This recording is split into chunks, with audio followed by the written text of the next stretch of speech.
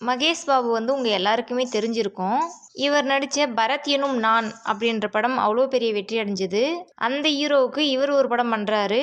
இவர் பண்ண படம் வந்து Tamil, Telugu, fan India movie அப்படின்ற அந்த லெவலுக்கு வெற்றியாச்சு.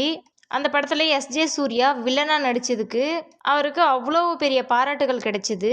அந்த அளவுக்கு அந்த வில்லன் கதாபாத்திரத்தை ஸ்ட்ராங்காக டிசைன் பண்ணியிருப்பார். அந்த படம் தாங்க ஸ்பைடர் அப்படின்ற படம். இந்த படம் எவ்வளோ பெரிய வெற்றி படம்னு உங்களுக்கே தெரியும். இந்த படத்தை பிடிக்காதவங்க யாராவது இருந்தீங்கன்னா கமெண்டில் சொல்லுங்கள்.